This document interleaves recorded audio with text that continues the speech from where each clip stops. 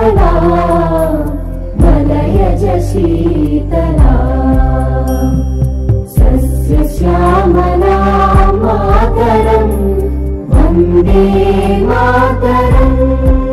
आम्ही भारताचे लोक भारताचे एक सार्वभौम समाजवादी धर्मनिरपेक्ष लोकशाही गणराज्य घडवण्याचा व त्यांच्या विश्वास श्रद्धा व उपासना यांचे स्वातंत्र्य दर्जाची व संधीची समानता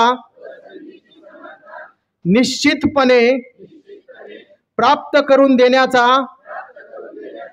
आणि त्या सर्वांमध्ये व्यक्तीची प्रतिष्ठा व राष्ट्राची एकता आणि एकात्मता यांचे आश्वासन देणारी बंधुता प्रवर्धित करण्याचा संकल्पपूर्वक निर्धार करून आमच्या संविधान सभेत आज दिनांक 26 नोव्हेंबर 1949 रोजी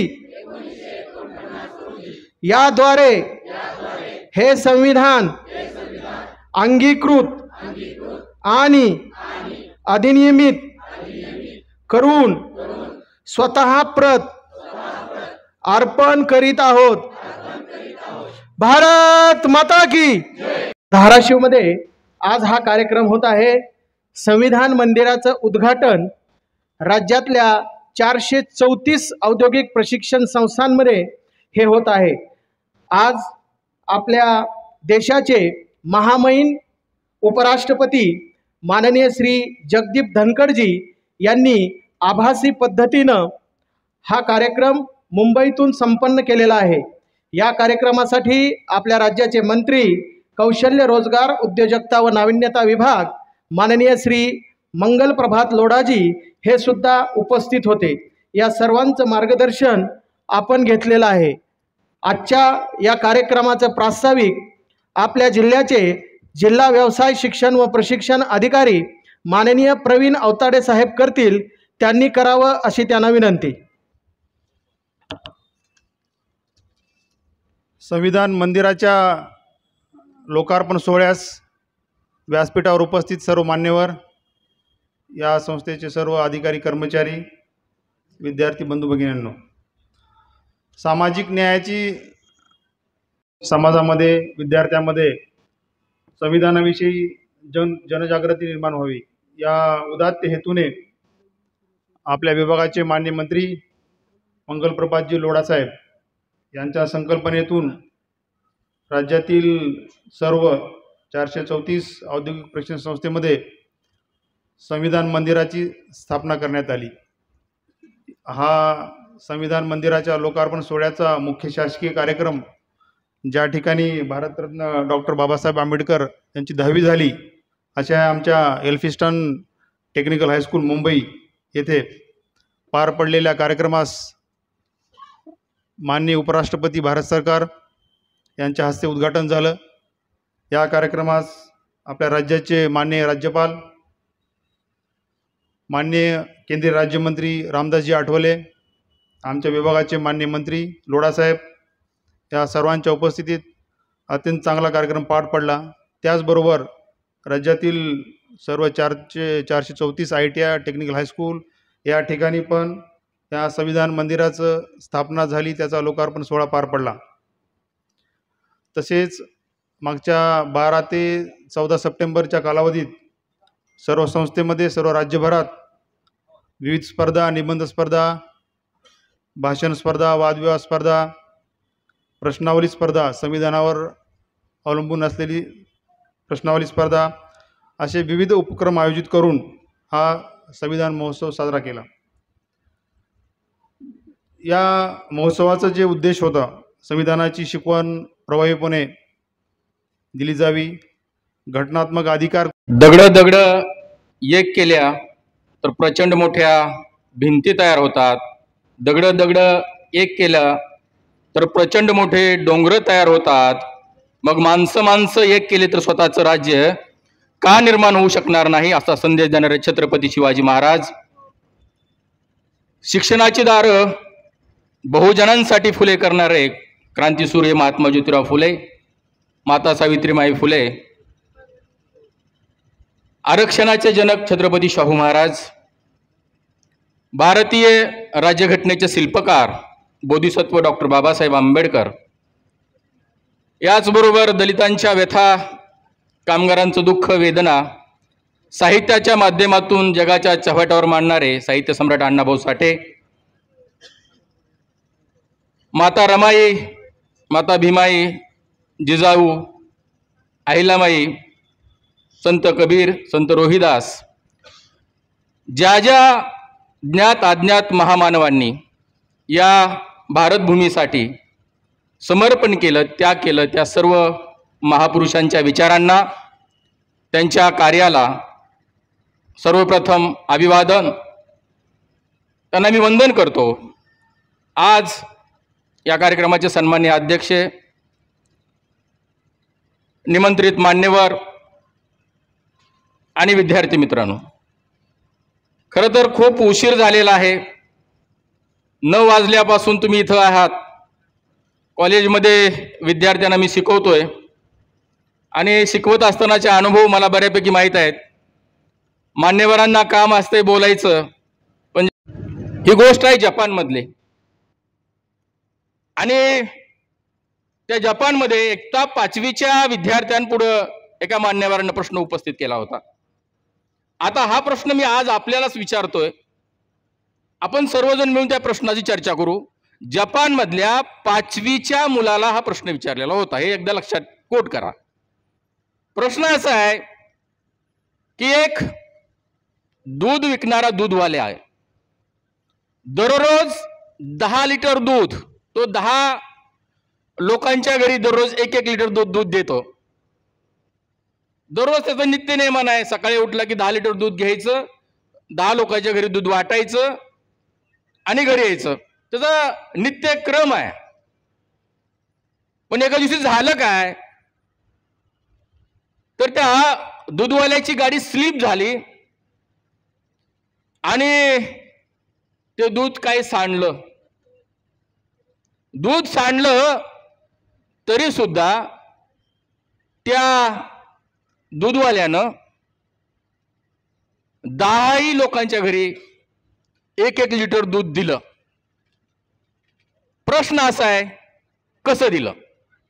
सांगितलं, घटना समिती पुढे जे बाबासाहेबांनी जे ठरावावर जे भाषण केलंय ते भाषण पाहिल्यानंतर बाबासाहेबांना विरोध करणारे सगळे लोक बाबासाहेबांचे चाहते झाले. काय भाषण आहे? बाबासाहेब सांगतात की या देशामध्ये जे देशाचे पंतप्रधान पंडित जवाहरलाल नेहरू यांनी जो ठराव मांडला तो अतिशय महत्वाचा आहे.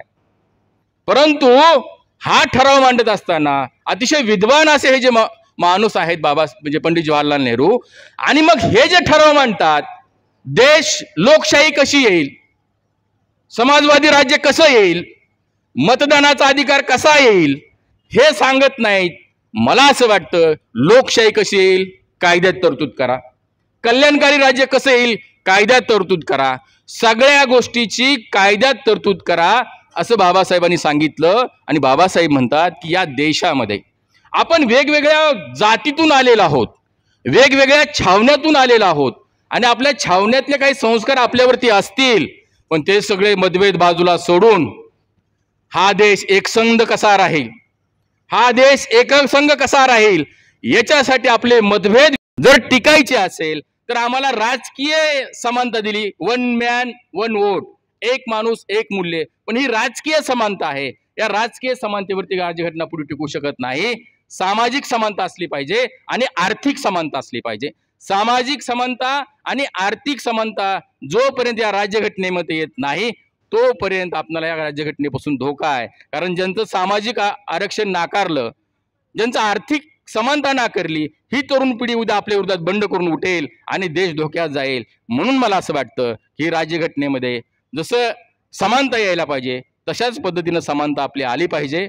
ही भावना बाबासाहेबांनी व्यक्त केली आणि राज्यघटना आपणाला स्वीकारली. आणि 26 नोव्हेंबर 1949 हा भारतीय संविधानाचा स्वीकृतीचा दिवस आहे. 26 जानेवारी 1950 पासून ही राज्यघटना अंमलात आली आणि आज तागायत या राज्यघटनेला अतिशय चांगल्या पद्धतीनं काम करते आहे.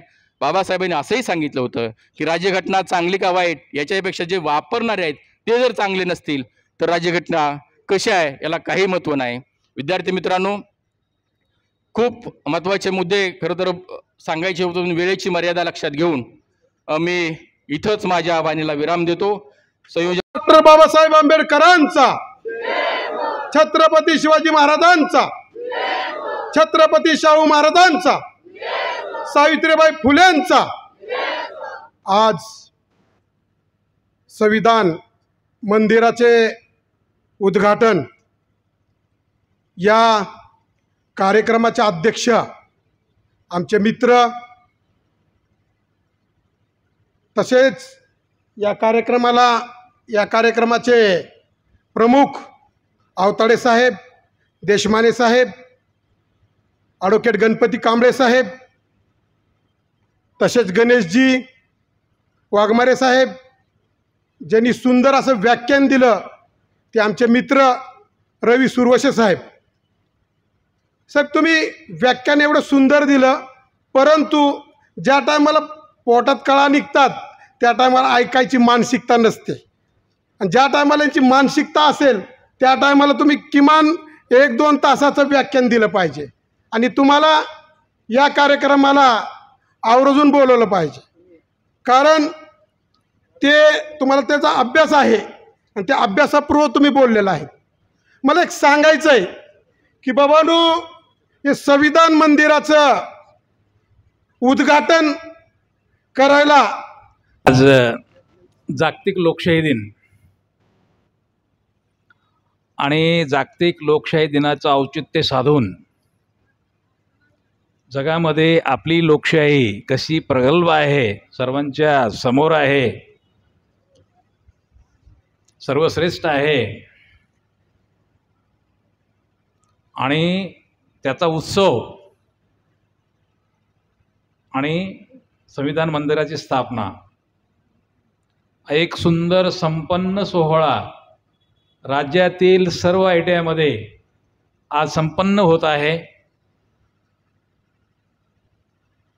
कौशल्य मंत्री माननीय मंगलप्रभातजी लोढा साहेब यांची संकल्पना आणि त्यातून ही संकल्पना प्रत्येक ITIमध्ये आपल्या खात्याचे मंत्री आहेत, खात्याअंतर्गत जेवढे ITI आहेत त्या ITIमध्ये संविधान मंदिर आज स्थापन झालेलं आहे. आणि धाराशिव ITIमध्ये या मंदिराची स्थापना करणे, इनॉग्रेशन करण्यासाठी मंचावर उपस्थित सर्व मान्यवर, संविधानाने दिलेले अधिकार त्याचा पुरेपूर उपयोग होताना आपल्याला स्टेजवर दिसत आहे.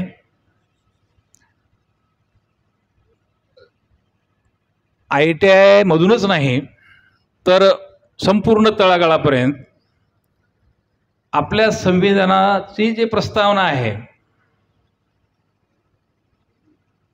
तिचं जे प्रायोजन आहे, जो उद्देश आहे ते सर्वांपर्यंत पोहोचावं. व्यासपीठावरील विचारवंत यांनी आपले या ठिकाणी विचार प्रकट केलेत. त्यांना जे अनुभव आलेत किंवा भविष्यात जे नियोजन आहे त्यांच्यातून व्यक्त होताना दिसलेत.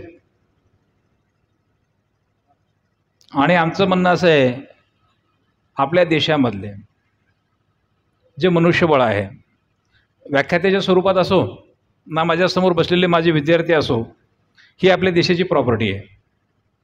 यातूनच देश घडणार आहे.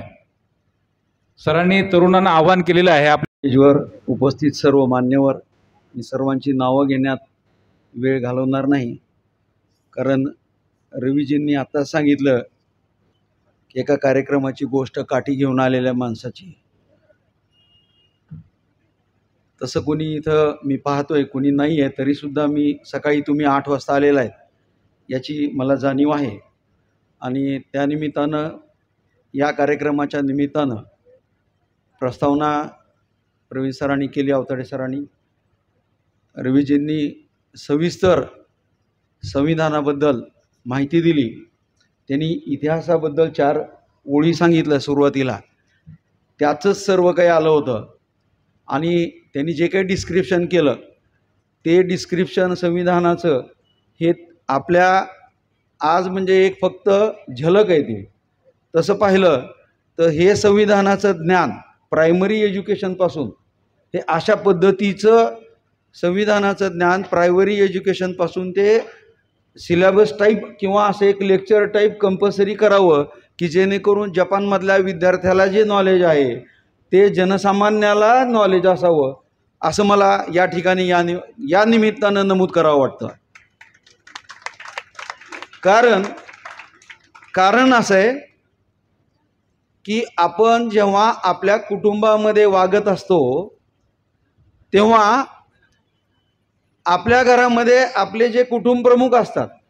उपस्थित भारताचे उपराष्ट्रपती माननीय श्री जगदीप धनखड सर, तसेच आजच्या या कार्यक्रमास प्रमुख उपस्थिती आदरणीय Shri Waghmare sir, Shaikh sir, Pandhare sir, Gulik sir, Kamble sir, Sherkhane sir, advocate Kamble sir, Sherkhane sir प्रदेशाध्यक्ष, तसेच सर्वदे सर, जाधवर सर आणि अवताडे साहेब यांचे या कार्यक्रमाला उपस्थित राहून आपल्या कार्यक्रमाची शोभा वाढवली.